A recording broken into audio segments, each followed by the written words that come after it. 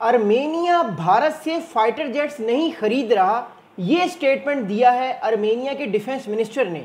लेकिन हमारे पास तो ये रिपोर्ट्स आ रही थी कि भारत $3 बिलियन की अर्मेनिया को सुकोई 30 MKI फाइटर जेट्स बेचने की डील कर चुका है। आखिर ये माजरा क्या है, इस वीडियो में हम लोग जानने की कोशिश करेंगे और ये भी समझने की कोशिश करेंगे कि भारत फाइटर जेट्स जो बेच रहा था, अब अर्मेनिया को फाइटर जेट कौन सा कंट्री बेचेगा, अर्मेनिया ने एकदम से अपना फैसला, ये डिसीजन क्यों चेंज किया है, इसके पीछे क्या रीज़न है। मेरा नाम अली उस्मानी है, न्यूज़ विद अली उस्मानी में खुशामदीद कहता हूँ। चैनल को लाइक कीजिएगा, बेल आइकन को दबाइएगा और चैनल को प्लीज़ सब्सक्राइब कीजिएगा। चलते हैं वीडियो की जानिब। तो हमारे पास कल एक बड़ा अहम स्टेटमेंट आया जब पूछा गया अर्मेनिया के डिफेंस मिनिस्टर से कि सर आप बताइए कि अर्मेनिया जो है वो भारत के साथ कितने फाइटर जेट्स लेने वाला है, तो उन्होंने कैटेगोरिकली इनकार कर दिया। उन्होंने कहा कि ऐसी कोई भी डील फाइनलाइज नहीं हुई, ना होने वाली है। इंस्टेड हमारे पास ये खबरें आ रही हैं कि अर्मेनिया जो है वो रफाइल फाइटर जेट्स लेगा फ्रांस के साथ। अब स्टेटमेंट क्या दिया अर्मेनिया के डिफेंस मिनिस्टर ने, वो समझने की कोशिश करते हैं। अर्मेनिया के डिफेंस मिनिस्टर ने ये स्टेटमेंट दिया, जिनका नाम मिस्टर सूरन पापिक्यान है। सूरन पापिक्यान साहब ने ये स्टेटमेंट दिया कि Armenia has no agreement with India to purchase Sukhoi 30 MKI fighter jets. और ये खबर 3 दिन पहले मैंने ही आपको रिपोर्ट की थी कि हमारे पास खबरें आ रही हैं कि अर्मेनिया जो है वो भारत से 12 से 15 जो है वो फाइटर जेट्स खरीदने वाला है, सुकोई 30 MKI। बट वो फाइटर जेट की डील जो है वो नहीं जो है वो फाइनलाइज हुई। इवेंचुअली अर्मेनिया इस चीज़ को डिसाइड कर चुका है कि अर्मेनिया जो है वो रफाइल फाइटर जेट्स लेगा। बट समझना ये ज़रूरी है कि अर्मेनिया ने ये डील कैंसिल क्यों की। तो उससे पहले हमें एक बात समझना और एक बात अंडरस्टैंड करना बड़ा ज़रूरी है कि सुकोई 30 MKI बनते तो भारत में है, लेकिन सुकोई 30 MKI का डिज़ाइन रशियन डिज़ाइन है और रशिया की कंपनी लाइसेंसेस देती हैं भारत की कंपनीज़ को, और फिर भारत जो है ये फाइटर जेट्स बनाता है और अपने भी यूज़ करता है और बाहर की कंपनीज़ को, बाहर की कंट्रीज़ को ये फाइटर जेट बेचता भी है।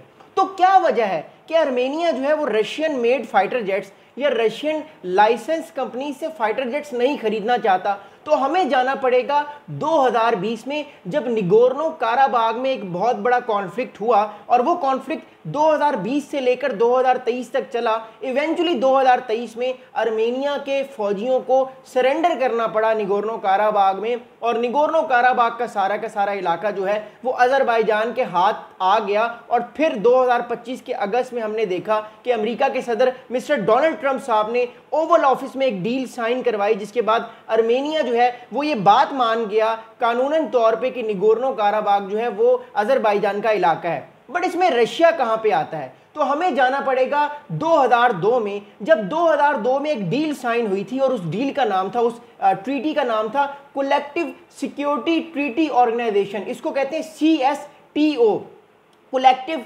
सिक्योरिटी ट्रीटी ऑर्गेनाइजेशन के मुताबिक जो 2002 में साइन हुई थी, उसके मुताबिक Russia, Armenia, Belarus, Kazakhstan, Kyrgyzstan और ताजिकिस्तान, इनमें से किसी भी कंट्री पे हमला हुआ तो वो सब पे हमला तस्वुर किया जाएगा। It was just like a central Asian NATO. लेकिन जब 2020 में अर्मेनिया पे हमला हुआ तो अर्मेनिया ने मदद मांगी रशिया से, लेकिन रशिया ने अर्मेनिया की मदद नहीं की उस टाइम। उस डील का पालन नहीं किया, क्योंकि उस डील के मुताबिक अगर अर्मेनिया पे हमला होता तो रशिया को और बाकी कंट्रीज़ को बचाना होता अर्मेनिया को, लेकिन वो नहीं बचाया गया। और इवेंचुअली क्या हुआ, अर्मेनिया ये जंग भी हार गया। अजरबैजान के साथ रशिया ने बैलेंसिंग की और प्रॉपर तौर पर अर्मेनिया का साथ नहीं दिया रशिया ने। अगली बात सुनिएगा। अब अगली इंपॉर्टेंट बात यह है कि 2020 से अर्मेनिया ने जब ये चीज़ देखी कि रशिया पूरी तौर पे अर्मेनिया का साथ नहीं दे रहा निगोर्नो काराबाग की जंग में, तो फिर अर्मेनिया ने ये जो कलेक्टिव सिक्योरिटी ट्रीटी ऑर्गेनाइजेशन है, इसकी हर साल मीटिंग होती है, इसकी हर 1 से 2 साल में एक मिलिट्री ड्रिल्स होती हैं। अर्मेनिया ने बायकॉट कर दिया और सिंस 2020 अर्मेनिया ना कोई इस कलेक्टिव सिक्योरिटी ट्रीटी ऑर्गेनाइजेशन की कोई मीटिंग अटेंड करता है, ना इसे कोई मिलिट्री ड्रिल्स में जाता है। इवेंचुअली हमने देखा कि अर्मेनिया का जो टिल्ट है वो वेस्टर्न कंट्रीज़ की जानिब होना शुरू हो गया, चाहे फिर वो अमेरिका हो, चाहे वो फिर फ्रांस हो, और चाहे वो फिर डिफरेंट कंट्रीज़ हों। और उसी चीज़ को देखते हुए अर्मेनिया की जो अब नई स्ट्रेटजी है, उसके मुताबिक उसका जो सारा मिलिट्री आर्किटेक्चर है वो रशिया से चेंज होकर वेस्टर्न टेक्नोलॉजी की तरफ जाएगा, बिकॉज रशिया ने साथ नहीं दिया आर्मेनिया का, और रशिया अपना एक और बहुत अहम इंपॉर्टेंट एलाई 2020 के बाद सेंट्रल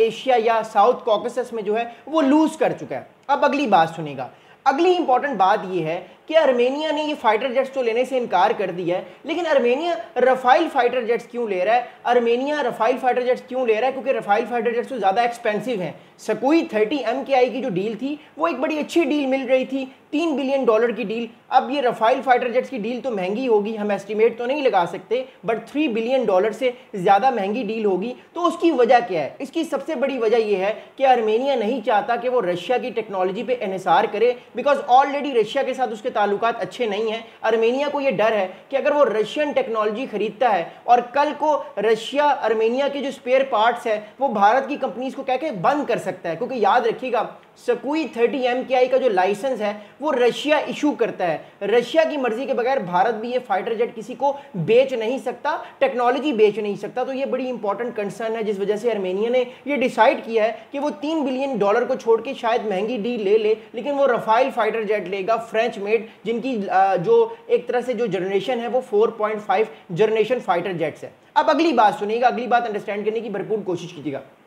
अब इस सारे मामले में भारत किस तरफ है? देखिए, भारत आर्मेनिया की बहुत मदद करता है, इसमें कोई शक नहीं है, लेकिन हमने एक और भी चीज़ देखी है कि भारत के अलावा आर्मेनिया जो है वो पिछले 2 साल में, जब से अजरबैजान के साथ उसका कॉन्फ्लिक्ट हुआ है, आर्मेनिया का जो टिल्ट है, आर्मेनिया का जो एक बैलेंस है, वो हमने देखा कि वेस्टर्न कंट्रीज़ की जानिब भी टिल्ट करना शुरू हो गया है। और पिछले 2 साल में फ्रांस और आर्मेनिया ने बहुत सारे डिफेंस एग्रीमेंट किए हैं, जिसके मुताबिक फ्रांस आर्मेनिया की मिलिट्री को ट्रेनिंग देगा, डिफेंस इक्विपमेंट देगा, और इवेंचुअली आर्मेनिया ने ये डिसाइड किया है कि वो French made Rafale fighter jets लेगा। हमारे पास इस टाइम नंबर नहीं आ रहा कि वो कितने लेगा, लेकिन भारत के साथ जो डील है वो कैंसिल कर दी गई है। इंपॉर्टेंट सवाल ये पैदा होता है कि आर्मेनिया का और अजरबैजान का दरमियान तो पीस हो चुका है, लेकिन क्यों आर्मेनिया जो है वो अपनी एयर स्ट्रेंथ को बढ़ाना चाहता है? तो उससे सबसे बड़ी इंपॉर्टेंट उसका जवाब है कि अजरबैजान ने रिसेंटली पाकिस्तान से 40 J-17 थंडर ब्लॉक जो 3 है वो fighter jets 4.5 generation fighter jet जो है वो परचेज किए हैं। सो आर्मेनिया के ऊपर प्रेशर आया है, बिकॉज ये पीस अकॉर्ड तो हो गया है बट इंटरनल राइवलरी तो जारी है। बेशक पीस अकॉर्ड हो गया, बट एक तरह से जो पॉलिटिकल एस्पेक्ट है वो भी बड़ा जारी है। लोगों के अंदर आज भी गुस्सा है कि आर्मेनिया अपना इंटीग्रल पार्ट जो आर्मेनिया जिसको कहता था निगोर्नो काराबाग, वो क्यों फारिग हो गया। और एक और बड़ी अहम बात यह है कि आर्मेनिया ने इसलिए भी डिसाइड किया है कि वो भारत के रशियन जो लाइसेंस कंपनी से मिले हुए भारत को फाइटर जेट जो भारत में बनते हैं, जिसका डिज़ाइन रशिया में बनता है, सकोई 30 MKI, वो इसलिए भी नहीं ले रहा ताकि जो पॉलिटिकल एक तरह से जो प्रेशर है लोगों के अंदर रशिया को लेके बड़ी नाराज़गी है। आर्मेनिया के लोगों को ये यकीन था कि जब भी उनकी जंग होगी टर्की से या अजरबैजान से तो रशिया उनको बचाएगा, लेकिन क्योंकि रशिया के ताल्लुकात टर्की से भी बड़े अच्छे हैं, रशिया के ताल्लुकात अजरबैजान से भी बड़े अच्छे हैं, तो रशिया ने बैलेंसिंग करने की कोशिश की और इवेंचुअली हमने देखा कि निगोर्नो काराबाग का सारा खाता जो है वो फारिग हो गया।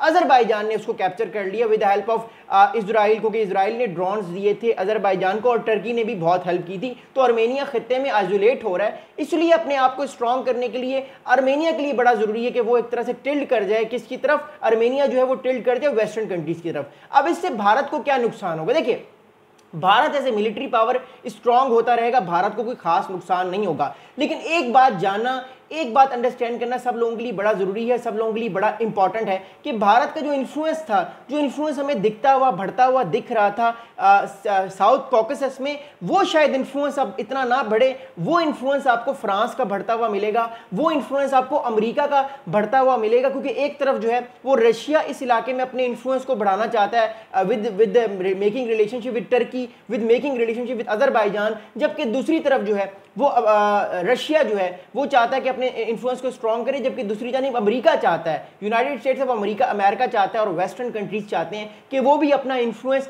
इस जगह पे जो है वो लगाएं, because at the end of the day Central Asia will play a very important role, South Caucasus will play a very important role, जहां पे एक तरफ ईरान है, एक तरफ रशिया है, एक तरफ चाइना है और एक तरफ ये सेंट्रल एशियन स्टेट है, एक तरफ निगोर्नो काराबाग है, एक तरफ टर्की है, एक तरफ अजरबैजान है और एक तरफ आर्मेनिया है। अली उस्मानी को दीजिए इजाज़त। हमारा जो ट्विटर अकाउंट है उसका हैंडल है @geopol_lab। अपने दोस्तों के साथ शेयर कीजिएगा वीडियो को, कमेंट्स कीजिएगा, आप लोगों के सवालात के जवाब मैं ज़रूर दूंगा। और हाँ, मोर इंपॉर्टेंटली हम पैट्रियन पर भी आ गए हैं। हमारी जो डील है वो $3 पर मंथ है। अगर आप $3 पर मंथ हमें डोनेट करते हैं तो हम हर महीने जो वीडियोस एक्सक्लूसिव बनाते हैं वो आपको मिल जाएंगी। और मोर इंपॉर्टेंटली, अगर आप अपनी पसंद की वीडियो, अगर आप अपनी मर्जी की वीडियो बनवाना चाहते हैं अपने पसंद के टॉपिक के लिए, तो आपको $10 की एक्सक्लूसिव हमने डील दी है पैट्रियन पे, वो आप ले सकते हैं। लिंक जो है वो आपको कमेंट्स में भी मिल जाएगा, लिंक आपको जो है वो चैनल की डिस्क्रिप्शन में मिल जाएगा। अपना बहुत सा ख्याल रखिएगा। मेज़बान अली उस्मानी को दीजिए इजाज़त। खुदा हाफिज़।